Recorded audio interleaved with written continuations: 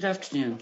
I'd like to talk to you about the target of initiatives that the HRB is already investing in and would like to continue to invest in, the guide health and social care decision making. We've already invested a lot in this area. Teresa will talk to you about research infrastructures and data infrastructure that we already support and will plan to continue to support.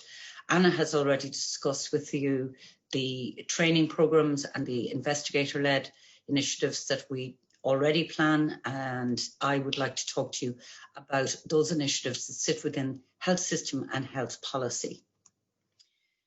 I want to talk in particular about how the HRB wishes to move forward in supporting the evidence ecosystem, that cluster of activities and contexts that link evidence with uptake and translation in policy and practice decisions. On the right-hand side of the screen there is a really important step, which is the synthesis of primary evidence. And this is really key to informing prioritization, methods, and primary research. It encourages quality and completeness of execution and reporting of research. It avoids duplication and research waste. And so it's a critical component of the evidence ecosystem. The HRB occupies a unique space at the interface of health and academic systems and has invested in supporting initiatives right across the research ecosystem. On the evidence synthesis side, it has provided access to the Cochrane Library for many years. It supports Evidence Synthesis Ireland to build capacity and awareness of the importance of evidence synthesis and also in undertaking evidence synthesis. And it has supported HRB CISR to develop evidence-based clinical guidelines. So what of the future? What do we plan to do? Well, firstly, we want to look at evidence synthesis more broadly, informed by international evidence synthesis and evidence mapping initiatives. The HRB is already involved in international evidence mapping and synthesis initiatives such as the Cochrane Library, COVID collections, COVID NMA, and evidence aid. In relation to COVID-19, HRB has supported the generation, updating and knowledge translation of evidence briefs, rapid reviews and systematic reviews and WHO guidelines through the work of the HRB Evidence Centre, the National Drugs Library and Evidence Synthesis Ireland. We want to build on these past investments in Cochrane Library and training, CISR, ESI, etc. And we will continue to enhance our relationships with the Northern Ireland HSC R&D division to build evidence synthesis capacity and activities on an all-island basis. But evidence synthesis is only one part of the evidence ecosystem. There's an increasing appetite within the health system to harness research to address organisational and healthcare delivery challenges. HSE is invested in co-design and engagement with key decision makers through such schemes as the Applied Partnerships Award and the Research Collaboration for Quality and Patient Safety. We have also responded to specific healthcare evidence needs of the department, such as the framework for staffing and skills mix for nurses and the mother and baby homes initiatives looking at the health care needs of survivors of the mother and baby homes. And this has been informed by the work of TILDAS. So investment in longitudinal studies is a really good example of how we can leverage our investment to address evidence gaps.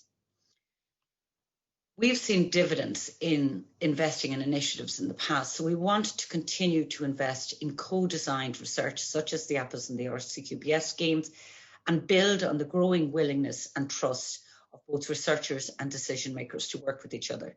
The Department of Health has found this kind of engagement invaluable, so we want to increase our efforts to engage with key stakeholders and put a better structure on our engagement with them to harness value into the future. We also see opportunities to build unique, flexible, policy-driven initiatives that can align with the constantly evolving policy agenda of our partners. In doing so, it would be important to stay connected and abreast of international developments and learning.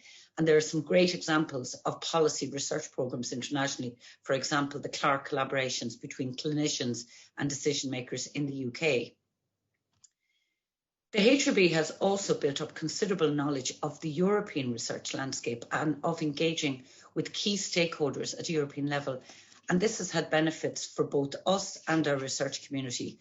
And we will continue to raise awareness and facilitate participation where appropriate for researchers, organisations, the HRB and the Department of Health.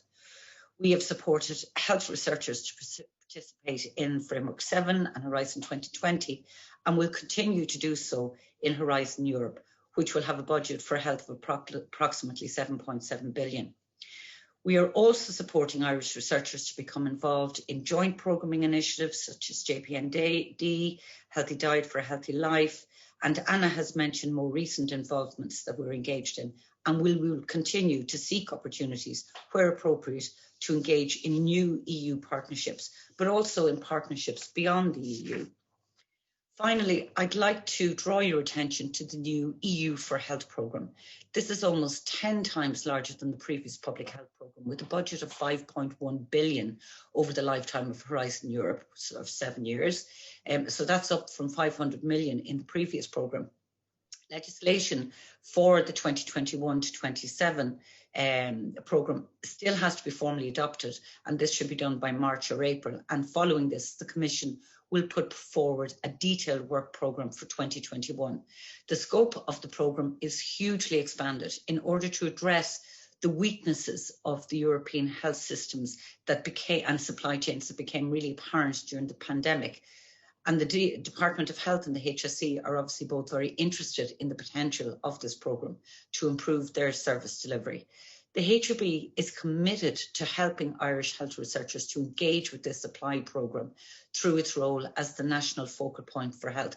And we see a lot of opportunities in many applied areas, including implementation science, health policy, health system research, health promotion, and so on. So I'd really encourage you to look at this programme. Thank you.